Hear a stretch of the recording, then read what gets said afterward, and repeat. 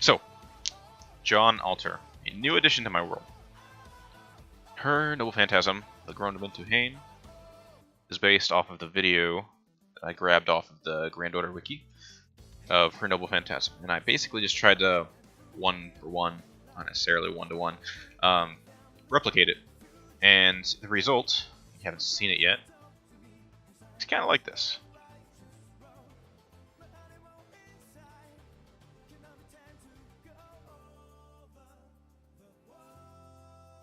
So you can see it's kind of all the parts. It's got the spears that rise, the flames, the aura, everything. And the audio clip is just the video ripped.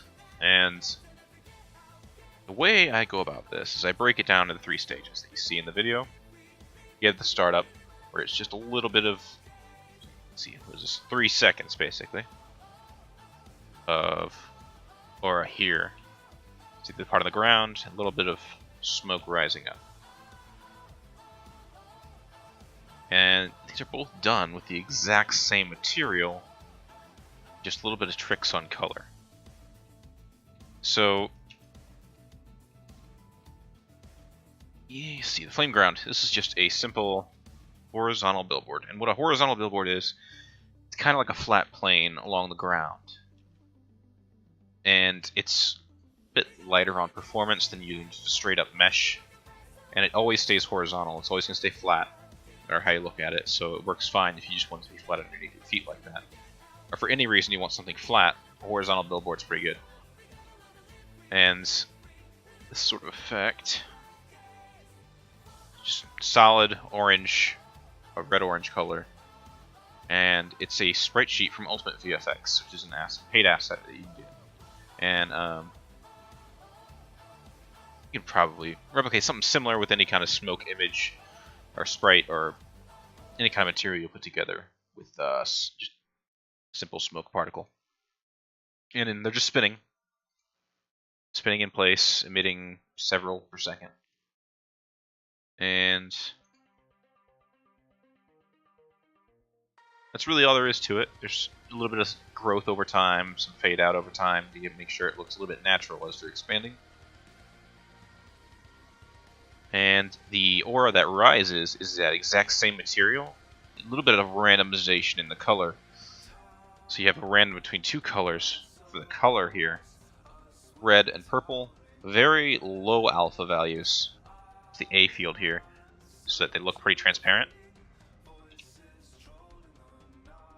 And all they're doing is rising up, and I do that with gravity. See, you can use effectively 3 different ways to get your particles to move. You can use velocity, gravity, speed, oh okay, 4. Force, velocity, speed, and gravity. Gravity is obviously going to be vertical movement, based on the values you provide.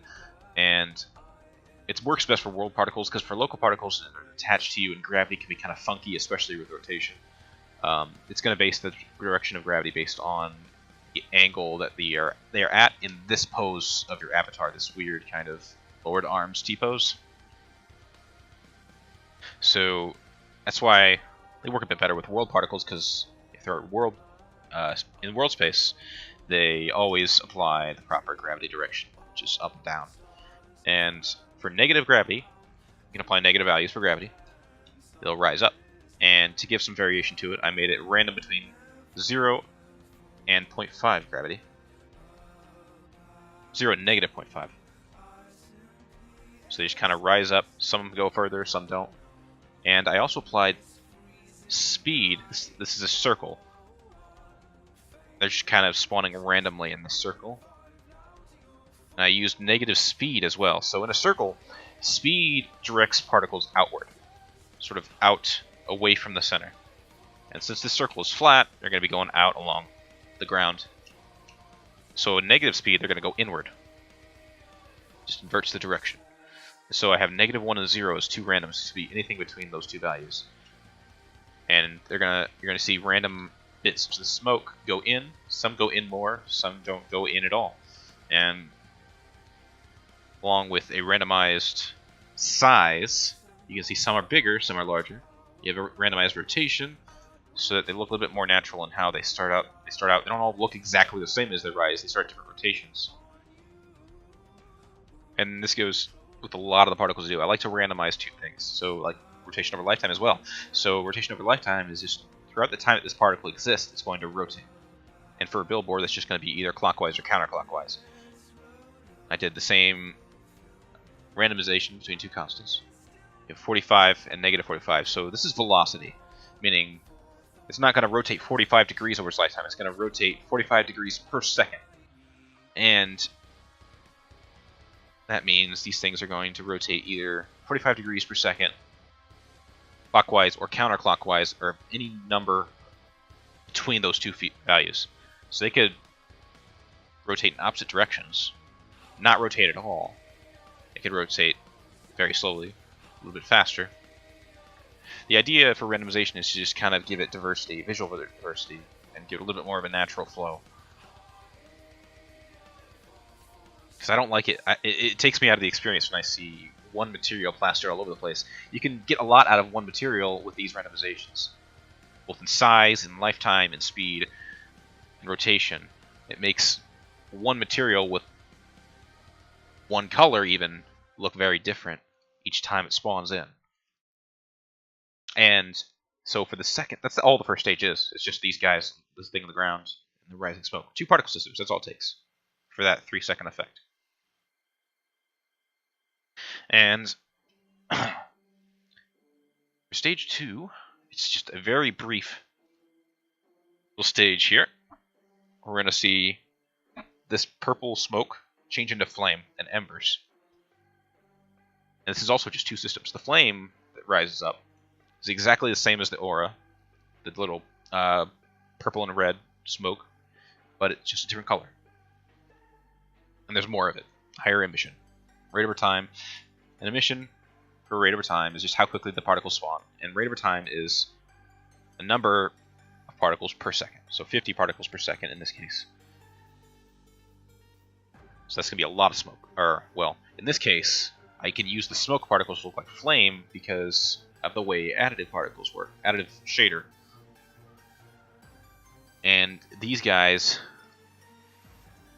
blend really well. That's what additive does. They blend the colors and they amplify each other. They add on to each other. So they look brighter the more that stack on top of each other like this. So you can see orange and red kind of gets more yellow the more it stacks on top of each other. And you get that nice blend of color where it's more red on the outside and more yellow on the inside, depending on the density. And that's a trick to making good flame, is to make sure you're using an additive material, or additive shader, sorry, and applying some good density to it to where it looks stronger on the inside and redder on the outside, and it looks like it's got that kind of glow, that hot glow to it.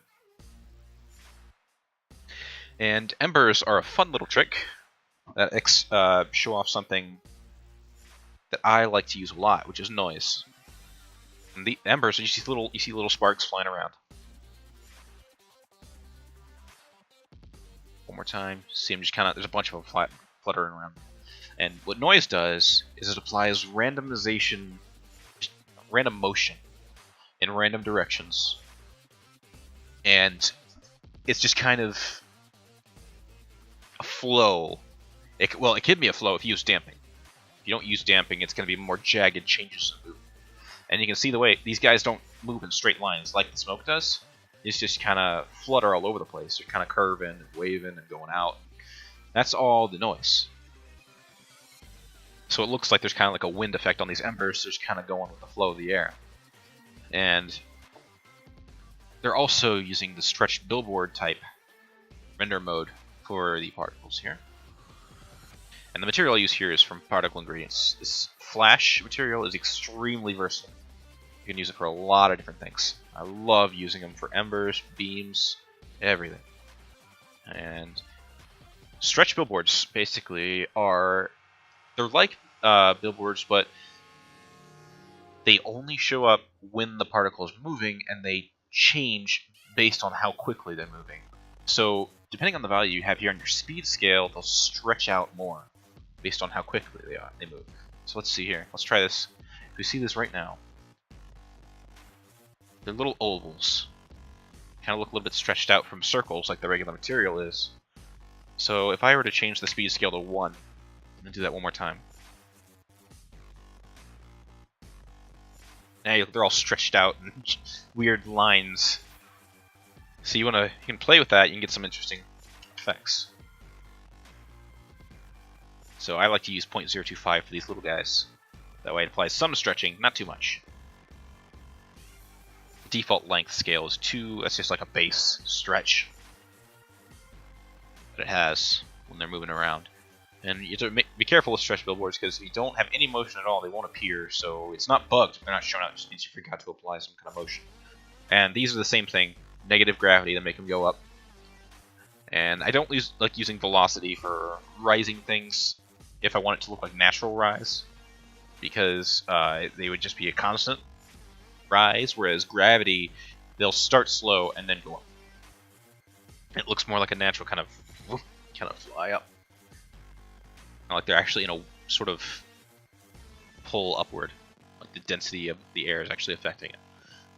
And yeah, it's the circle that these guys are spawning in. It's pretty much the same thing as the flames, really. I just kind of duplicated it, changed the material, applied some noise, and made it a stretch billboard. Made it really tiny. Yep, those guys just kind of work themselves out with the noise and being a stretch billboard. And then the stage 3, this is where it gets complex. So this is where the actual path of flame kind of flies out. Then you get the circle that expands, the end, the pillars of flames that kind of erupt up, and the spears that pierce upward from underneath the ground. Try to mute this music a little bit more. Alright, there we go. And now, stage 3. Stage 3. Let's just watch this real quick.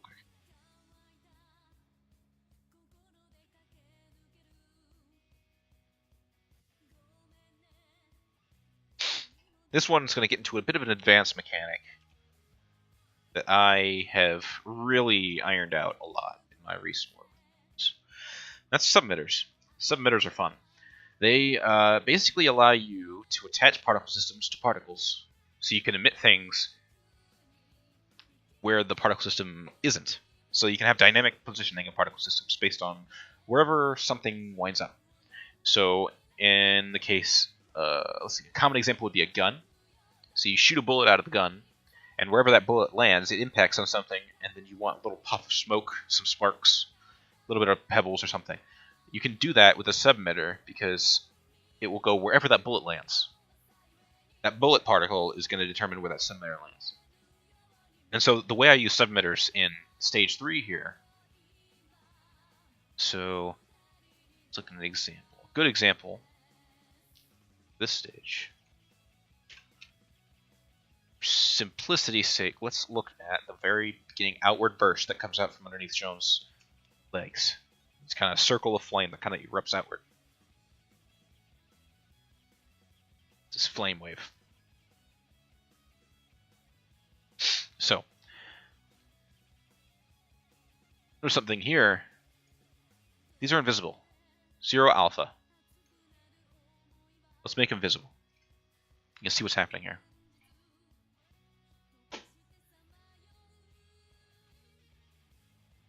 Okay. That didn't help. 1 second. Oh, I know what I did wrong. This is the wrong particle. Sorry. Wake spawners. Yeah, they're invisible. Let's make these white real quick. Oh wait, do I have them inheriting color? No, I don't. Alright, good. So I can make this constant color, make it white. Alright.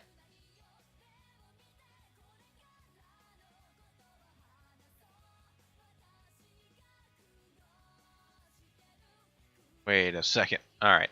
Flame burst. I am special. Alright. That just shows you the trick of how that one works. That outward wave that goes out.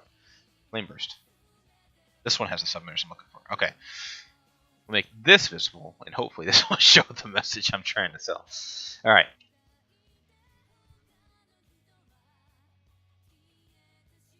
Alright, you saw him there. More time. see all those circles that just flew out.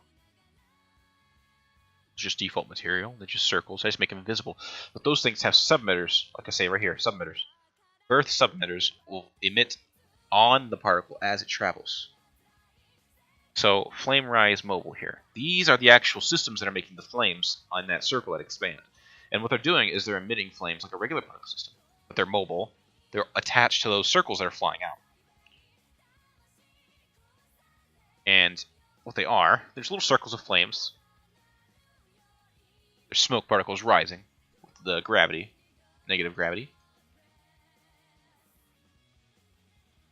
You can see how they're kind of making a path behind these circles. You see the lines.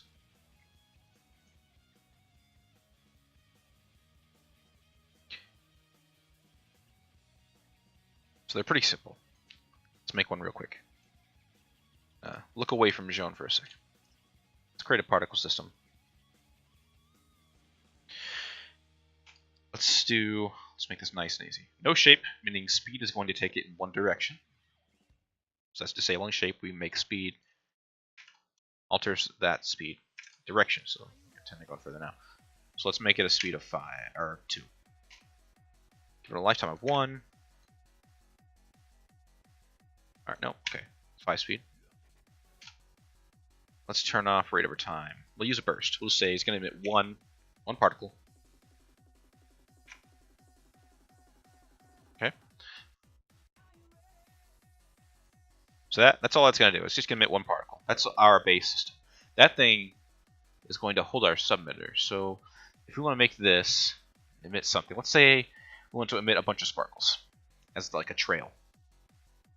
So we want a parent or create a particle system as a child of that system. So let's call this one sparkle emitter, and we'll call this one sparkle tail or trail. So this one, we're going to make this one a sphere. Yep. Minimal radius, go all the way down to 0.01. We're going to give it a speed of 1, lifetime of 1. Let's not do that. Let's just have them fade out. Let's give them a material that I know I like. Give them a lens flare material. Just sprite sheet, so you need text sheet animation. You see them. This is what the particle system would look like normally.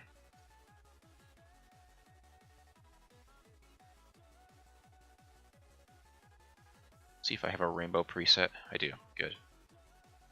Cool. So we got rainbow sparkles. They're just kind of spawning. But let's make this a sub-emitter. Let's also get rid of rate over time. Let's do rate over distance. Let's introduce that. Rate over distance. So rate over time is a number of particles per second. Rate over distance is a number of particles per meter. So if I make this 5, nothing's happening because that system isn't moving. But if we make it a submitter of a particle that does move, then we simulate. Look at that. Particle moves, and it's spawning sparkles. And it's based on how quickly that thing moves. So let's say we want this thing to go on 5 seconds, but we want it to go at 10 speed. Look at them go. So that's the basic of submitters. You can attach a particle system to a particle, and that's birth submitters, which works as a trail, which is what I was using for the flame. And there's another kind of particle system which would be our submitter, which would be death or collision, which are pretty much the same thing, depending on how you want to set it up. So a collision submitter emits solely whenever a particle collides. So that would be a good thing for a bullet. When it hits something, you emit that. Death is whenever the particle expires, be it through a setup for collision or just running out the timer on its lifetime. So that could also be used for bullets if you set the collision up to kill a bullet on impact. And it also works pretty well if you want to do fireworks. Because that way you don't want to do impacts on fireworks. You just want to fire them up in the sky and make them explode. Submitter's perfect for that. That's our introduction to submitters. Look back at the flame burst. So we saw the ring.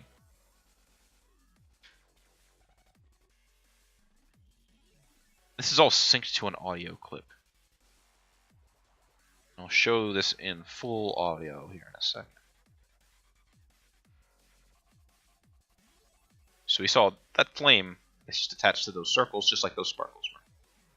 You just make it invisible, make the circles invisible, so that you only see the flame, and it looks like just a wave of flame.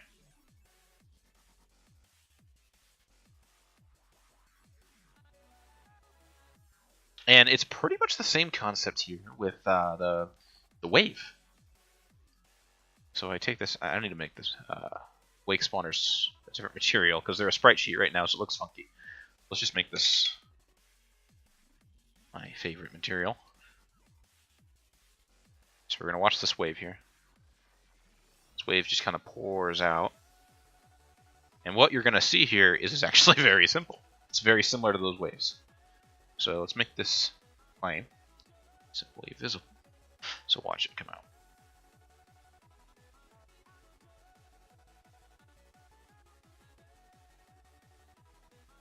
So this is actually a little bit different. It emitted a bunch of circles.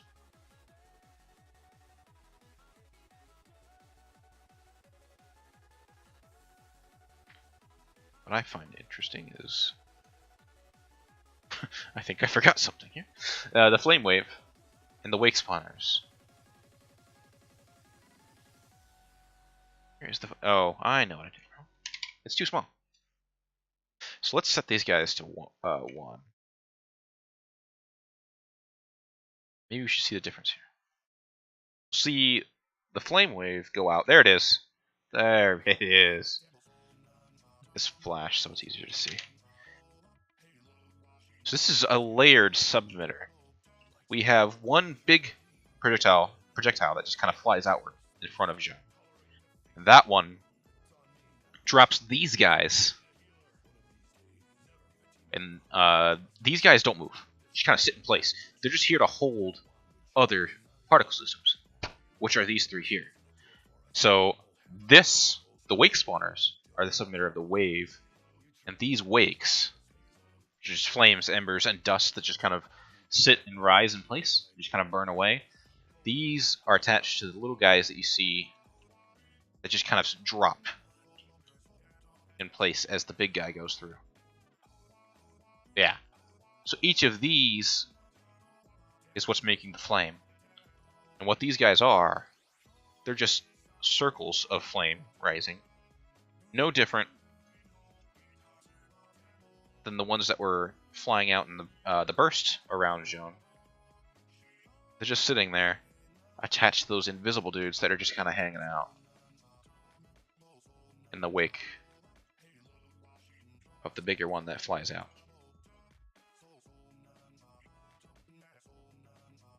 And it's using the same stuff as the embers and the flames as I showed in the this guy right here, this rising flame. They're just in a circle, and they're just kind of burning in place. So, I want to do that. I want to make these invisible again. So that is the concept there. Actually, we're not done with Flame Link, are we?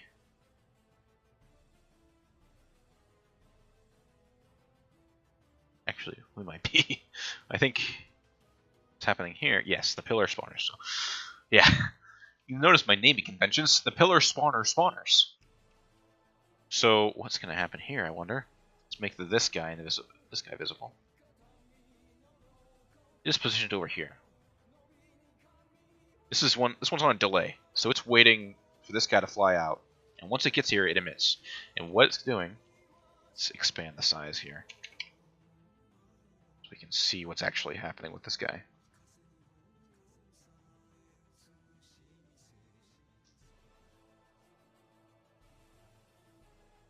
There they are. Alright, I gotta make these guys flash. Too hard to see. There it is. See, they're doing the same thing as the one that was underneath Jeanne. They're just kind of going out and spawning little dudes, which are they also have wake spawners here. They're attached to these pillar spawners. So they're doing the exact same thing. They have the same sub-emitters, so these are just duplicates, but they're just bigger. So you can see how much more flame that area covers. So if I make these guys visible, for example,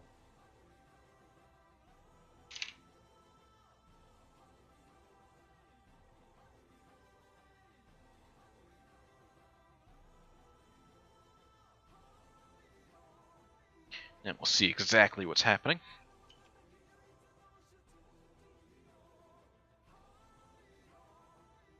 Look at that. Spawning a lot of stationary particles that hold these flames, so it looks like it's really burning.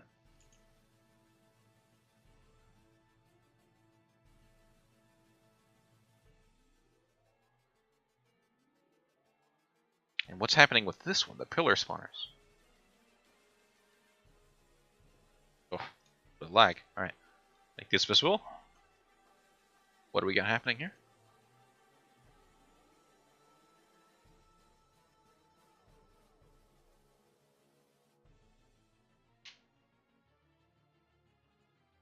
Aha!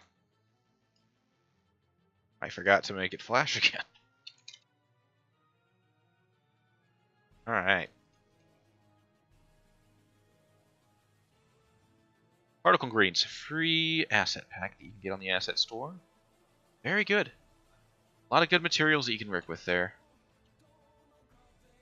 I use mostly Ultimate VFX for the smoke spray sheet, but that's something. So what do we see here? These guys are going out.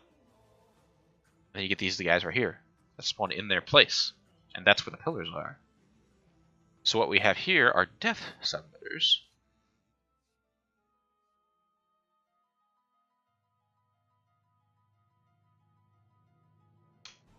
Wrong. Here we go. Death sub-emitters. So what that you got here? You got a burst of 8 that go out, spread out, and they're dropping that path like we saw before. And then when they die, they expire after 2.75 seconds. They leave a little circle where they die. And that particle that's just sitting there where they died, marking that grave, that's what spawns the pillars. These pillars are a system which are also extremely simple. And let's go ahead and make these guys visible again. We don't need to see you anymore. We understand how sub-emitters work. The pillars are also stretch billboards.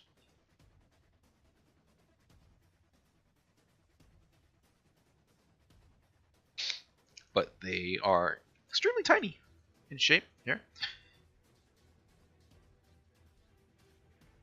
The way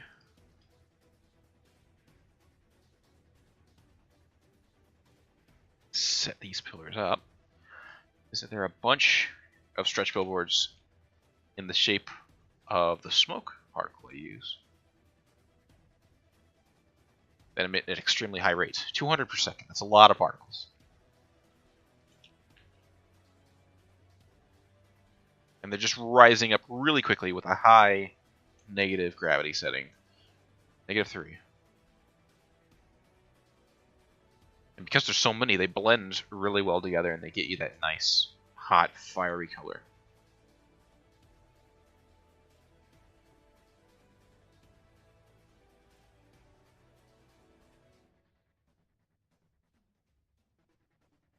And they're just shrinking and fading out. That's just basic color over lifetime. Color over lifetime is you have a gradient over time. You can change like the alpha with the top tags here, and the color in the bottom tag. You determine what point during its lifetime, which you set up here at the start lifetime, you want to change to a certain color.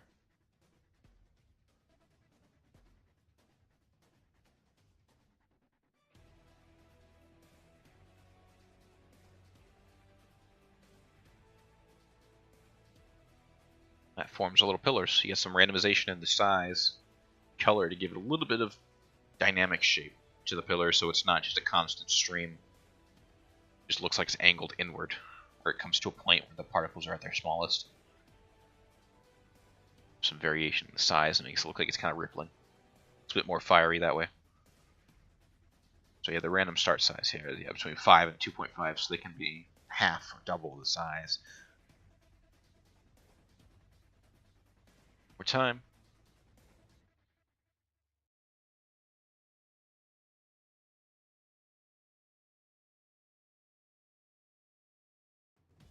And finally,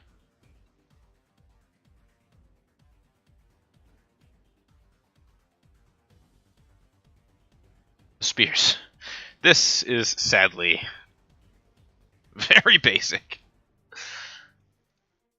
All I did, these are local particles, because I could not find a way to make them world. And work with rotation, because that's the way world particles are. All I do, I have them spawned on a delay. They just kind of appear and then move upward based on their z-axis. And all I did was just randomize their rotation manually in their transform. So you can see up here, I just played around with their rotation in the y, so they all come up at random angles. But they're all going in the positive z direction using velocity over lifetime. And it's a curve, so they start moving fast and then they slow down. It just kind of like goes down to 0 in a linear line. You can see that right there.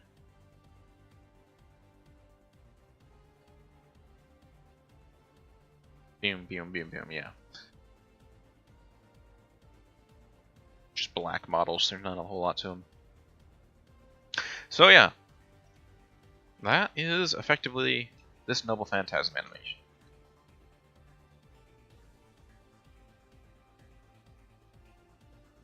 And now let's watch it all with audio. Pause the music.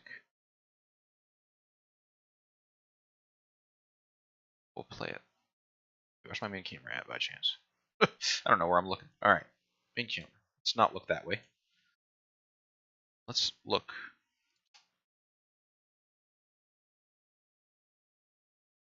Let's go over here. Let's rotate you a bit. We'll look at where the action's happening.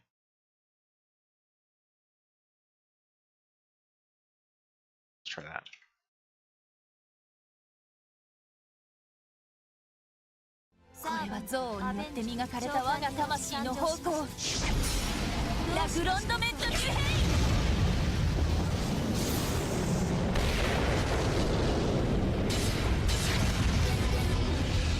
So you can see how it's all lined up with the audio.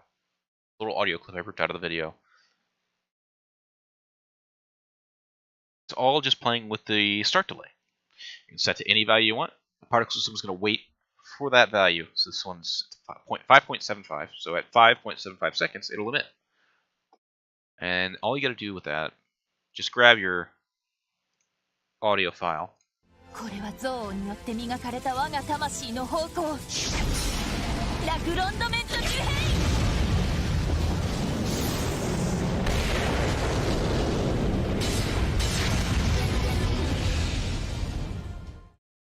Just look at that number, the progress on the top, and just kind of estimate it. It doesn't have to be perfect. I try to get it within half a second. When you're in VRChat, things kind of lag, you never really realize. Slight minutia of misalignment in time. That's just the overall function of that Noble Phantasm. I think I covered everything. Specifics, drop those in comments or whatever whenever this thing hits YouTube. Thinking of going through all my Noble Phantasm animations and just trying to break down how, in general, everything just works. I started with this one because it kind of covers some basic stuff: movement, randomization, sub-emitters. I'll go into sub-emitters in more detail in later animations, of course, especially Atalanta's Noble Phantasm. Phoebus Catastrophe is extremely heavy on sub-emitters and using it in function because it's all based around her bow, and projectiles are pretty much necessary, or at least they require submitters to work in a way that satisfies me, at least, and I think they just look much better when you're using them. And if you can grind out the details and how to get these submitters to look good, they can be expensive if you're careful. If you're not careful with it, a lot of particles can be spawn too much if you're using like rate over distance. You have to be careful. You don't want to use big values for rate over distance because you'll get tons. If you have it over like 10, it can get pretty ridiculous. And when it comes to spawning a lot of particles that have submitters on them, you have to be really careful about how that thing can grow exponentially. So, in the case of my Phoebus Catastrophe, for example, there's a lot of arrows that fall, and all of those have explosion submitters, and those can get extremely laggy whenever they hit the ground, and they do have their little collision submitters, so little bursts of smoke, sparks, and stuff that kind of fly up whenever they hit the ground. And that can get messy and drop some frames, especially on the first time somebody sees it and has to load it in. You get, ugh. But it's sometimes you just have to make a little bit of sacrifices and compromises whenever you want things to match quality-wise and be faithful, or you can kind of optimize and strip some things down to make it a little bit more smooth for the viewer. And you always have to remember that your own animations are going to lag you significantly less than the people who are loading it in on the other end. And I learned that pretty harshly with my Excalibur animation, which is brand new. It has some extreme particle density, and that will destroy people that aren't me. I can use it just fine and keep a pretty steady frame rate. Other people screw them up. But yeah, if you're watching this on YouTube, thanks for stopping by. I'm happy to answer any questions. I'll be dropping links to like the video I used for the audio.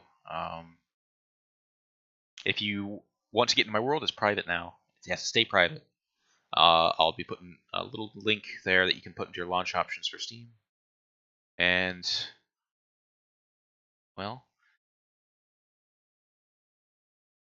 I think that about covers it. I'll be monitoring comments for questions. And I'll try to be active on Discord. I'll question whether I want to put my Discord down the description or not, because that could lead to some spam. So I think just sticking it on YouTube might be the best option. And to future streams as well, I've got chat open. And be happy to go to any specifics that people have. So, again, thanks for stopping by. And hopefully I'll see you next time in game. In the world, who knows? Later.